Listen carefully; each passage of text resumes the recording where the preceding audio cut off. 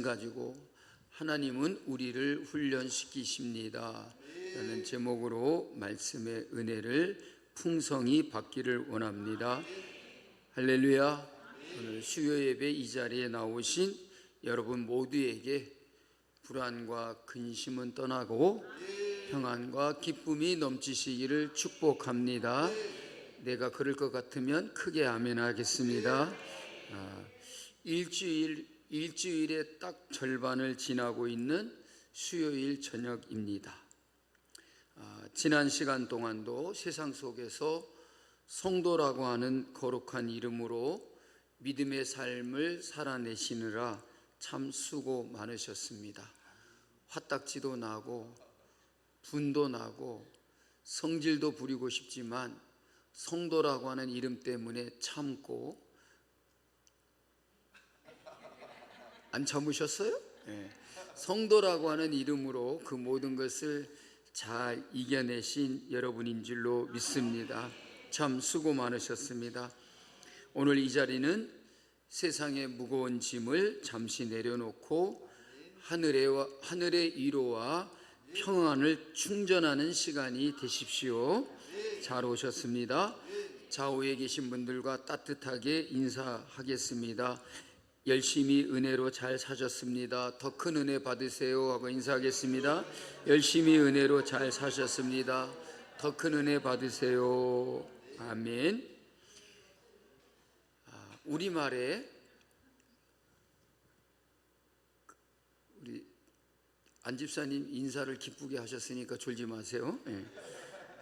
희로애락이라는 말이 있습니다. 우리 인간이 삶에서 겪는 일을 기분과 감정으로 이야기할 때 흔히 우리가 사용하고 있는 말입니다. 네 가지의 기분과 감정이 담겨져 있죠.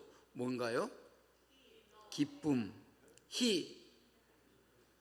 제가 말하면 여러분 대답하세요. 희, 로, 성질남, 사랑, 락, 즐거움.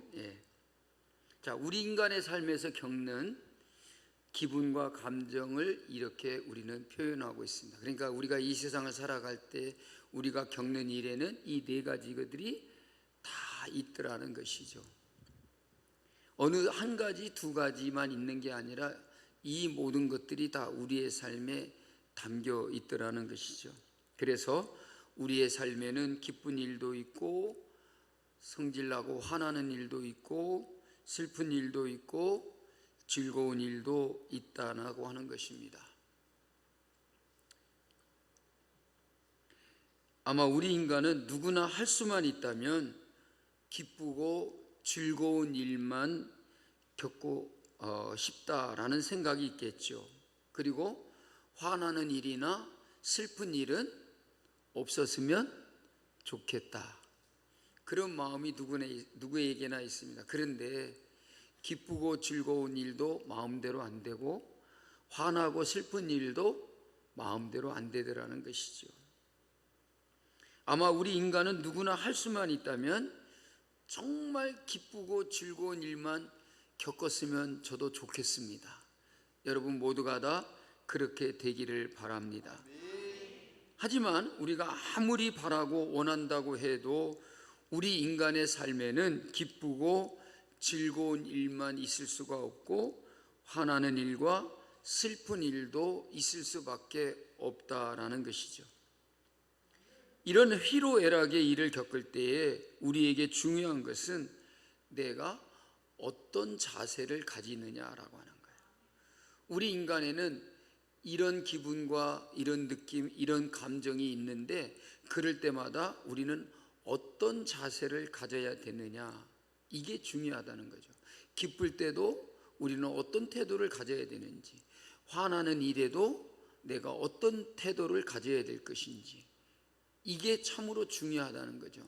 그러니까 누구에게나 이런 일들이 다 있기 때문에 우리가 그런 일을 만났을 때 내가 어떤 자세를 갖느냐라고 하는 것이 바로 하나님의 지혜를 가진 자들이 취하여야 할 행동이다라는 것이죠.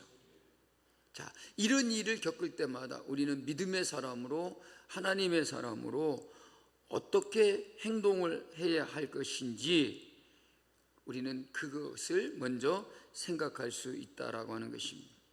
아마 많은 사람들은 이렇게 화가 나고 슬픈 일에 대해서는 자기가 스스로 해결해 보려고 한다는 것입니다. 물론 우리 인간의 스스로의 힘으로도 분노와 슬픔을 해결할 수 있을 것입니다. 그런데 우리 스스로의 힘으로 하다 보면 더 큰 분노와 슬픔을 우리가 가질 수가 있다라는 것이, 혹되려 그러다가 혹을 붙였다는 얘기도 있어요. 그러니까 분노와 슬픔을 내 스스로 해결해 보려다가 결국에는 더 큰 상처만 우리에게 남는 것도 있다는 것입니다. 사랑하는 성도 여러분, 우리도 인생을 살아가다 보면 참 이해할 수 없는 일들을 만날 때가 있다는 것입니다. 왜 내게 이런 일이 일어났는가? 하나님이 정말 나를 사랑하신다고 하는데 왜 나에게 이런 일이 있는 것일까? 왜 기도했는데 나의 상황이 조금도 달라지지 않을까? 정근일 집사님, 힘내십시오. 제가 정근일 집사님 낙심할까봐 제가 하나님 앞에 더 간절히 기도하고, 오늘 아침에 하나님께서 마음에 가서 기도해줘라 그래가지고 갔더니 저분이 아침에 새벽에 출근해야 되거든요. 하나님께서 기도해주라 그러는 마음이 있어서 내려갔는데 가고 없더라고요. 그래서 제가 겸연쩍게 그냥 거기까지 갔다가 아까 새벽에 왔는데, 우리 정근일 집사님 위해서 여러분 많이 기도해 주십시오. 조직 검사를 했는데 한 10몇 개 정도 이런 작은 혹들이 보이는데 6개 정도가 암으로 진단을 받았대요. 근데 다행히 초기여서 수술을 잘 받고 치료를 받으면 문제될 것이 없다라고 이렇게 얘기하는데, 어쨌든 간에 본인이야, 여러분들은 아멘이 되시겠지만 정근일 집사님은 절대 지금 아멘을 못하고 계셔요. 늦었어요. 어쨌든 참 본인은 큰 부담일 것입니다. 그래서 조직검사를 받고 그동안에 새벽 기도를 쭉 흘건 나왔거든요. 5시 반이면 지금 출근을 해야 되는데 또 다음 주일 새벽 기도도 지금 들어가 있어. 지난주일 그러더라고요. 목사님, 저 출근해야 되는데요. 그래서 어떻게 하나 보려고 제가 아무 말도 안 하고 가만히 있었더니, 목사님 그러면 제가 대표 기도만 하고 얼른 출근하겠습니다. 그래서 제가 그러라 그랬어요.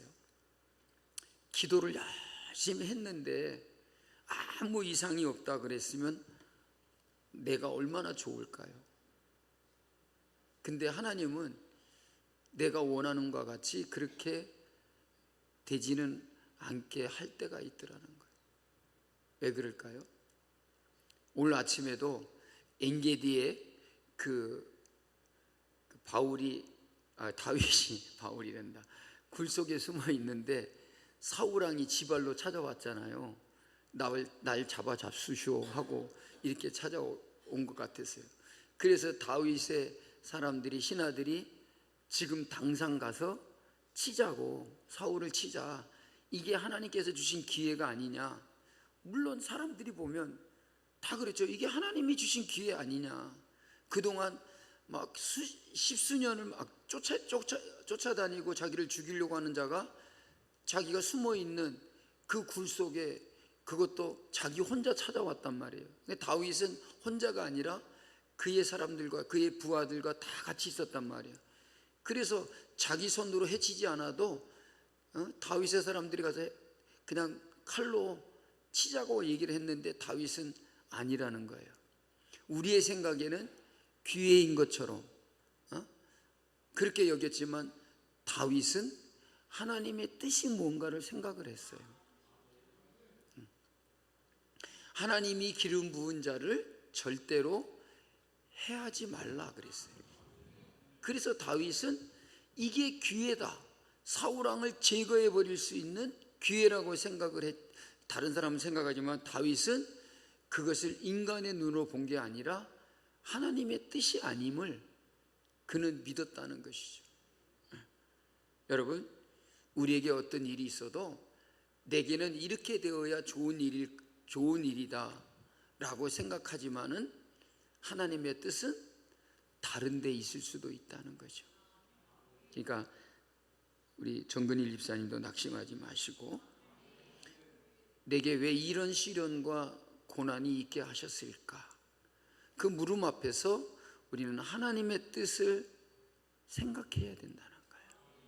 이 일을 통해서 하나님이 나를 해롭게 하려고 하는 게 아니라 이 일을 통해서 나에게 어떤 유익을 주실까 하는 것을 먼저 생각하고 기도해야 될 줄로 믿습니다. 자, 오늘 본문은 그런 질문을 가진 사람들에게 하나님의 마음을 보여주고 있다는 것이죠. 우리의 삶에서 겪는 분노와 슬픔을 해결하기 위해서 우리 그리스도인들은 어떻게 행동해야 하겠느냐는 것이죠. 분명히 신앙적으로 여러 가지 좋은 방안이 있을 텐데 그 중에는 잠언에서 계속 중요하게 우리에게 강조하고 있는 지혜가 무엇인지를 우리는 깨달아야 된다는 것이죠. 여기에는 분노와 슬픔을 대체하는 방식도 포함되어 있다는 것입니다.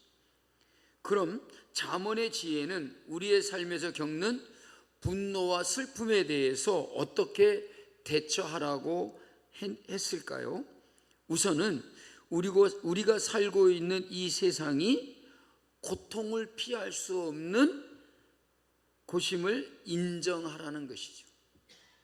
우리가 살아가고 있는 이 세상이 우리가 고통을 피할 수 없는 장소다, 그것을 먼저 받아들여라 하는 것이죠. 여러분, 실제로 갓난아기가 태어나면 우리 산모들이 어머니가 반드시 해야 할 일 가운데 하나가 뭐죠? 지금 속으로 젖먹이는 것이요 라고 하려고 그러죠. 여러분, 아이가 태어나면 가장 먼저 해야 할 일이 뭐냐 하면 예방접종을 해야 돼요. 그죠? 난지 며칠 되면 무슨 예방접종을 해야 되고, 몇 주가 되면 무슨 예방접종 해야 되고, 아시죠? 네. 모르시는 분들은 아이를 안 낳아본 사람들이에요. 다 그렇게 해야 되는 거예요. 그러니까 우리 인간은 태어나는 순간부터 이런 어려움과 싸우는 현장에 던져진 거라는 거죠. 한마디로 질병과도 싸워야 하는 그런 어려움을 겪게 된다는 것이죠. 여러분, 믿음의 생활도 마찬가지입니다. 우리의 믿음이 신실하고 하나님의 은혜를 받으면 모든 일이 다 형통하게 된다라고 생각할 때가 많습니다. 하지만 이런 우리의 생각과는 달리 믿음에도 우리를 먼저 기다리는 것은 시험일 때가 더 많다는 것이죠. 내가 열심으로 믿음으로 살아가려고 할 때에 우리 앞에 평안이 기다리고 있는 게 아니라 믿음으로 살아보려고 했더니 왜 그렇게 시험이 많은지, 고난이 이렇게 닥쳐오는지, 그런 일을 우리가 겪을 때가 많다는 것이죠. 그런데 여러분, 우리가 원하는 현통은 이런 시험을 이기고 나서야 찾아올 때가 정말 많다라는 거죠. 하나님께서 우리에게 은혜를 베푸시고 복을 주실 줄로 믿습니다. 좋은 것을 주실 줄로 믿습니다. 그런데 하나님은 옛다 하고 그냥 던져주는 것이 아니라 우리로 하여금 그 시련을 이겨내고 고난을 이겨내며 인내할 때에 우리에게 그 크신 은혜를 베풀어 주시고 하나님의 축복을 우리가 얻을 수 있게 해 주신다는 것이죠. 시험을 이기고 나서야 우리에게 더 큰 은혜가 임하게 된다는 것입니다. 여러분, 우리가 살고 있는 세상은 우리를 화나게 하고 슬프게 하는 어려움이 정말 끊이지 않는다는 것입니다. 그래서 어려움 없이는 생각할 수 없는 것이 우리의 인간의 삶이다라고 할 수 있을 것입니다. 그래서 우리 인간의 삶을 흔히들 뭐라고 말합니까? 고해와 같다. 고해가 뭐죠? 예. 폭풍이 몰아치고 파도가 일어나는 그런 험난한 바다와 같다라고 하는 것이 고해라는 것이죠. 여러분, 사람이 그냥 한 말이 아니잖아요.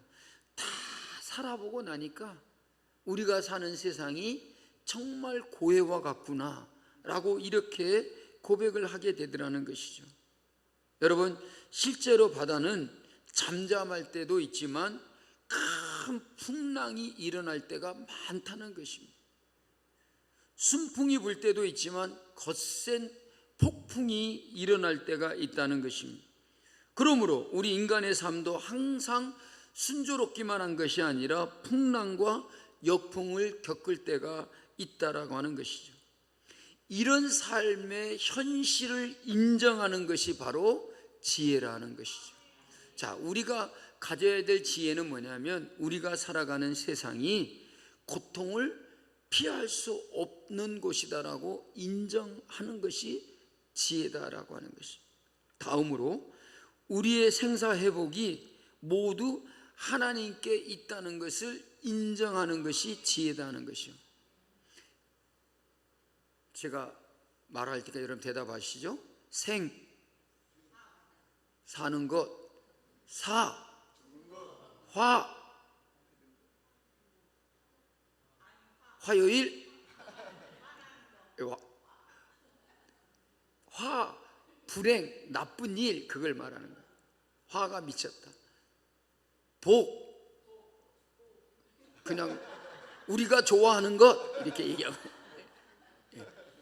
복, 우리가 좋아하는 것. 자, 이 네 가지가 있다는 것이죠.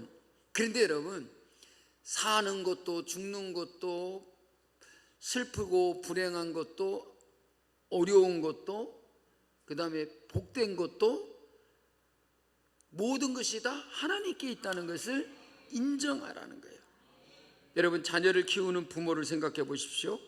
아무리 자녀가 귀하고 귀하다 해도 편한 것만 주면서 키우는 부모는 아무도 없습니다.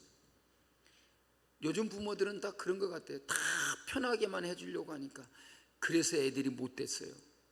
그래서 애들이 이해할 줄도 모르고 양보할 줄도 몰라요. 그러잖아요. 옛날에는 다 그냥 그러려니 하고 살았어요. 안 줘도 그냥 안 주는가 보다 하고 살고, 못 먹어도 그냥 못 먹나 보다 하고 살았어요. 그렇죠? 우리는 7남매였는데요, 무슨 일이 있었냐면 껌을 한번 씹으면 이 껌을 감추는 게 일이야. 왜냐하면 보이는 데다가 붙여놓으면 누구도 모르게 와서 다 뛰어가고 자기가 씹어. 아이 더러워. 근데요, 껌을 한번 씹으면은 이거를 누구도 찾지 못할 곳에다가 붙여놓은 게 이게 일이야. 그냥 보이는 데다 붙여놓으면 누군가가 와서 그 어느새 뛰어가지고 가서 자기가 씹어. 그래가지고 자기 거라고 하는 표시를 하기 위해서 뭐래요? 크레용을 막 칼로 긁어가지고 그걸 섞어갖고 씹어.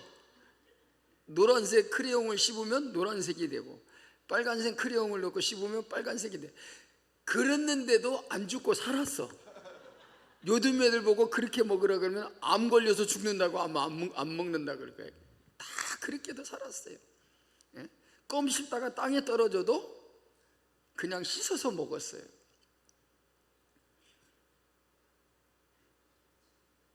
여러분 귀할수록 새로운 것들을 경험하게 해주고, 다른 것들을 체험하게 해주고, 힘든 것들을 이겨내게 하고, 그렇게 해야 되잖아요. 저희 집사람이 어렸을 때 우리 애들을 밖에를 잘 못 나가게 했어요. 왜 그러냐면 옷에다가 흙먼지 묻혀갖고 온다 그러고, 그래갖고 애들이 들어오자마자 어디로 가냐면 방으로 못 들어가게 하고 막아가지고, 막고서는 화장실로 들어가가지고 다 벗고서 나오게 했어요. 그 다 씻고 나오게 하고. 많은 것들을 경험해야 되죠. 옷에 더러운 거 묻힌다고 해서 놀이터에 가서 못 놀게 하고, 모래밭에 가서 못 놀게 하고, 그러면 아이가 제대로 성장을 할 수가 없는 거예요. 그래서 친구들과도 어울리게 하고 가서 싸움도 하고 그러면서 크는 거예요. 왜 그럽니까? 여러 가지 많은 배움의 기회를 주려고 하는 거예요. 심지어는 때로는 자녀가 원하지 않을 때나 분명히 어렵고 힘든다는 것을 알 때에도 아이에게 그 배움의 길을 가게 하는 거예요. 여러분, 자녀들 키워봤지만 나는 공부가 재미있어 하는 자녀가 얼마나 되든가요? 공부하기 싫어하는 자녀들에게 하는 말이 공부하지 마, 힘드니까. 그러는 부모는 아무 없어요. 싫다고 해도 너 공부 안 해? 안 한다고 해도 막 몽둥이 들고 너 안 해? 하라고 해요. 왜 그래요? 배움의 기회를 많이 얻게 해주려고 하는 거잖아요. 이런 것들이 자녀를 더욱더 성숙하게, 건강하게, 온전한 그런 인격을 갖추는 그런 자녀가 되게 하려고 하는 것이죠.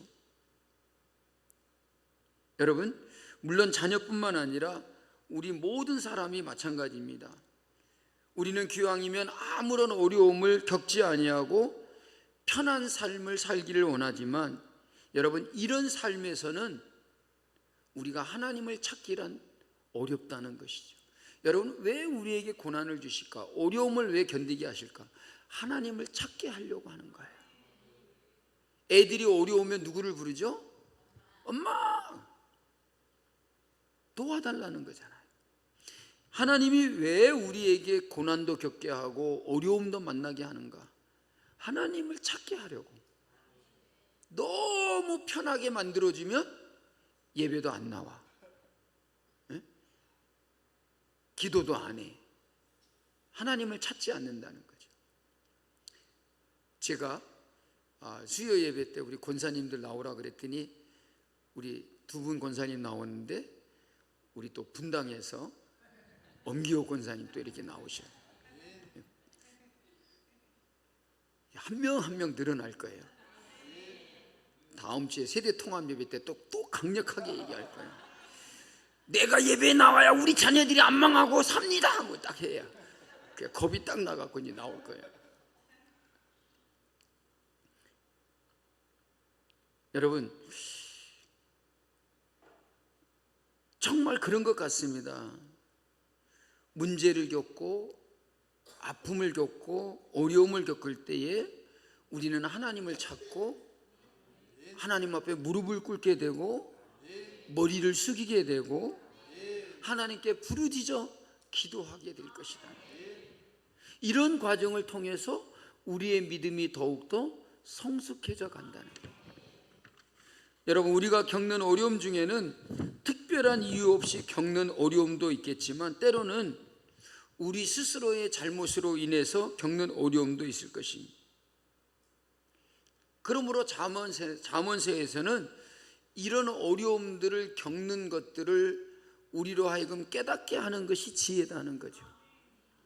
하나님께서 주시는 어려움은 왜 이런 어려움을 주시는 것일까를 깨닫는 게 지혜고, 우리의 잘못으로 인하여 겪는 고난이 있거든 내가 왜 이렇게 잘못을 행하였을까? 그것을 깨닫게 하는 게 지혜라는 것이죠. 여러분, 우리를 어려움에 빠지게 하는 우리의 잘못이라면 어떤 것들이 있겠습니까? 크게 보면 무지와 욕심과 유혹이 바로 우리를 어려움에 빠뜨리는 요인이다라고 말할 수가 있습니다. 여러분, 무지가 무엇입니까? 무지는 아무것도 안 써져 있는 종이가 무지가 아니고요, 말 그대로 알지 못하는 것이라는 거예요. 다른 사람이 볼 때는 정말 저 길을 가면 안 되는데, 저 길은 뭔가 잘못된 길인다라고 생각하는데 누구만 몰라요? 자기만 모르는 거예요. 다른 사람은 그 길로 가면 안 된다라고 느끼고 있는데 자기 자신은 그거를 깨닫지 못하고 있는 거예요. 예배에 안 나오고 거실에 누워갖고 텔레비는 나의 목자시니 하고 텔레비 보고 있으면 이게 안 된다는 걸 몰라. 그게 무지라는 거죠. 그래서 그 길로 가다가 어려움을 겪을 때가 있다는 것이죠. 실제로 잘못되려고 할 때 옆에서 아무리 충고를 해주고 조언을 해줘도 받아들이지 않는 그런 사람들이 있어요. 권사님 그러지 마세요. 권사님 그러면 안 돼요. 그러면 뭘 그러면 안 돼요? 막 이래 버리잖아요. 깜짝 놀란 분들은 자기가 그래 본 경험이 있는 분들이야. 안 된다고 하는데도 자기는 뭐 안 되냐고 그렇게 얘기를 하네요. 옆에서 그러면 안 된다고, 그러지 말라고 해줘도 전혀 듣지를 않아요. 그런데 다른 사람이 뭐라고 말해줄 때 그 말을 받아들이는 이것이 뭐라면 지혜라는 거죠. 그래서 11절의 말씀에 이러죠. 내 아들아, 여호와의 징계를 경히 여기지 말라. 하나님이 그러지 말라고 하는 그 말씀을 가볍게 여기지 말라는 것이죠. 오늘 말씀을 통해서 세 가지 질문을 함께 생각해 보겠습니다. 첫 번째 질문은 왜 하나님이 사랑하는 자녀를 훈련시키는 것일까? 11절 12절 말씀입니다. 11절 12절 같이 읽어볼까요? 여호와의 징계를 경히 여기지 말라. 그 꾸지람을 싫어하지 말라. 대저 여호와께서 그 사랑하시는 자를 징계하시기를 마치 아비가 그 기뻐하는 아들을 징계함같이 하시느니라. 여러분, 부모가 자녀에게 훈계하는 이유가 뭐라고 생각하십니까? 1번 잘못되라고, 4번 잘되라고. 여러분, 자녀에게 무관심하거나 자녀가 어떻게 되는지에 대해서 전혀 신경 쓰지 않는 부모는 훈계를 안 하는 거예요. 그러니까 바르게 되라고, 올바른 사람 되라고, 온전한 그런 생활을 하라고 자녀에게 훈계를 한다는 것이죠. 한 아이가 아빠와 함께 자전거를 배우다가 자꾸만 넘어지는 거예요. 여러 번 넘어지는 거예요. 그러자 아이가 넘어지면서 무릎이 깨졌어요. 무릎에서 피가 나는 거야. 그러니까 아빠한테 그러면서 뭐라 그러냐면 아빠 나 안 탈래. 그러자 아빠가 그러면 자전거를 갖다가 확 치워버릴까요? 나 안 탈래 라고 하는 자녀 앞에서 그 자전거를 치워버리는 부모가 어디 있습니까? 아버지는 오히려 아이를 붙잡아 일으켜주면서 이렇게 말합니다. 괜찮아, 다시 해보자. 조금만 해보면 잘할 수 있어. 너는 할 수 있어. 이렇게 말해주잖아요. 아이는 당시에 힘들어서 싫다라고 생각했지만 아버지가 자꾸 격려해주고 가르쳐주니까 용기를 내가지고 열심히 노력해서 자전거를 자유롭게 잘 탈 수 있게 되는 것입니다.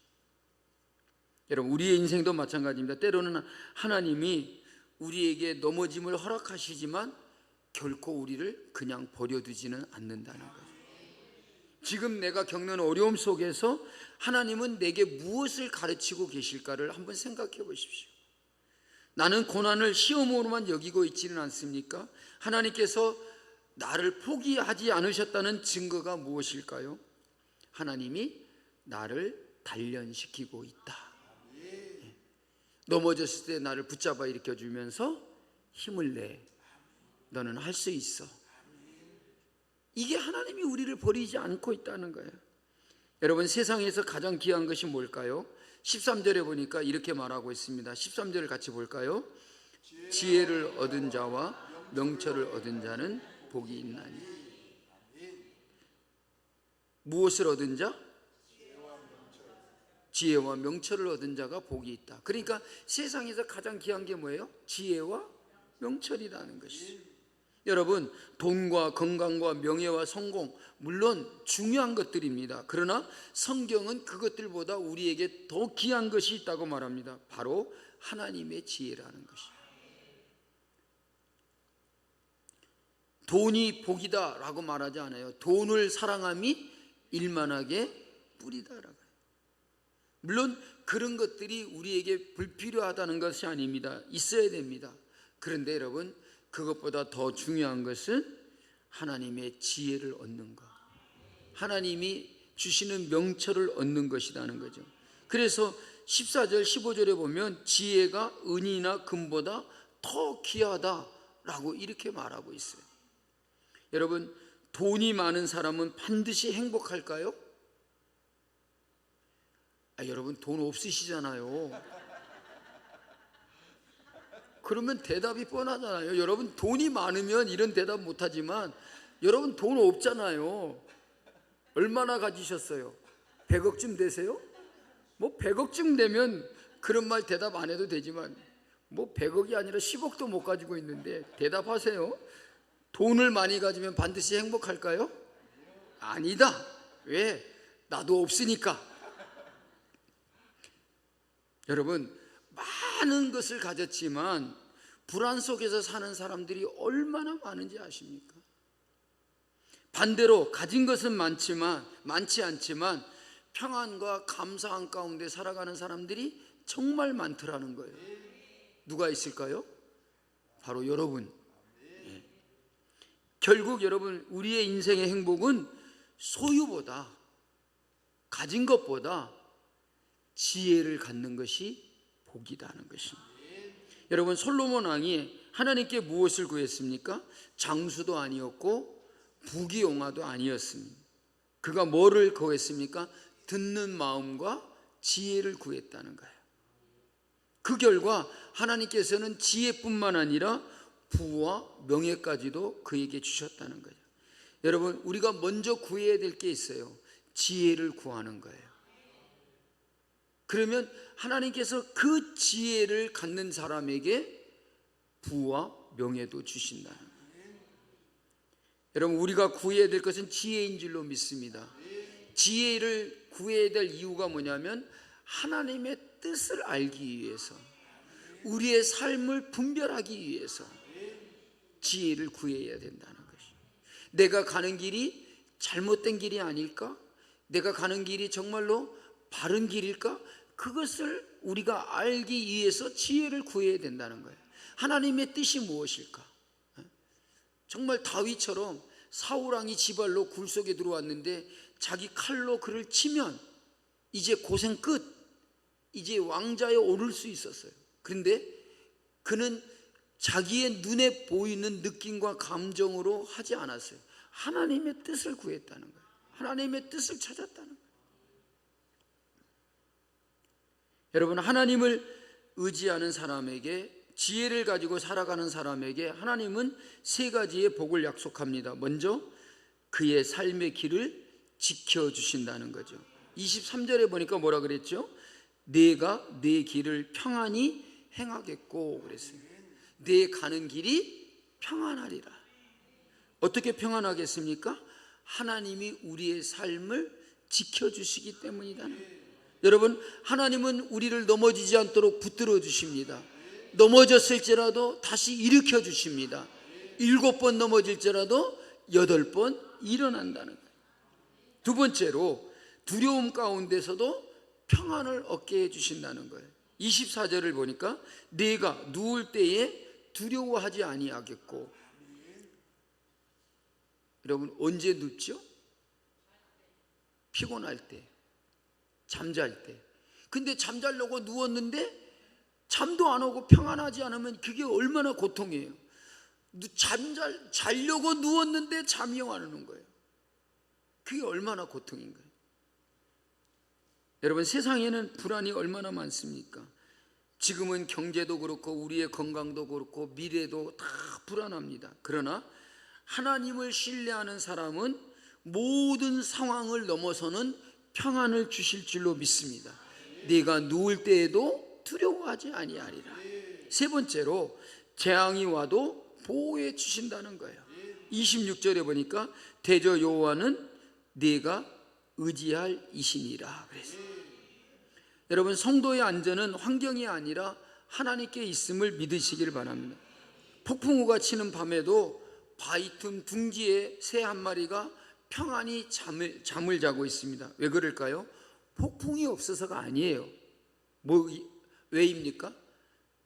막 폭풍이 치는 그 절벽에, 바위 틈 속에 새 한 마리가 평안히 자고 있어요. 왜 그럴까요? 폭풍우가 몰아쳐도 피할 곳이 있기 때문에 그런 거예요. 폭풍이 없어서가 아니라 폭풍이 치더라도 내가 이렇게 피할 곳이 있다는 것이 평안함이라는 거죠. 여러분, 우리 성도들의 평안도 마찬가지입니다. 문제가 없어서 평안한 것이 아니라 하나님이 우리의 피난처가 되시기 때문인 것이죠. 여러분, 문제가 커질수록 하나님을 더 크게 굳게 붙들고 있습니까? 오늘 다시 우리가 하나님께 맡겨야 될 문제가 무엇인지를 생각해 보십시오. 오늘 말씀은 우리에게 세 가지를 기억하게 하십니다. 첫째, 고난은 버림받았다라고 하는 증거가 아니라는 것입니다. 오히려 고난을 당하고 있다는 것은 하나님이 우리를 더 사랑하시고 있다. 고난이 있기 때문에 우리가 누려야 될 하나님의 축복이 있다는 것을 잊지 말아요. 두 번째로, 세상의 어떤 보화보다도 하나님의 지혜가 더 귀하다는 것이, 여러분, 세상의 보화보다도 하나님의 지혜를 구하는 우리가 되어야 될 줄로 믿습니다. 셋째로, 하나님을 의지하는 사람은 두려움 가운데서도 평안을 누릴 수 있다는 것입니다. 여러분, 혹시 지금 어려움 가운데 계십니까? 하나님은 여러분을 절대로 포기하지 않고 계십니다. 혹시 장래가 두렵습니까? 하나님은 여전히 우리의 피난처가 되십니다. 오늘도 다시 하나님을 신뢰하며 살아가는 믿음의 성도들이 되시기를 주님의 이름으로 축복합니다. 찬양하겠습니다.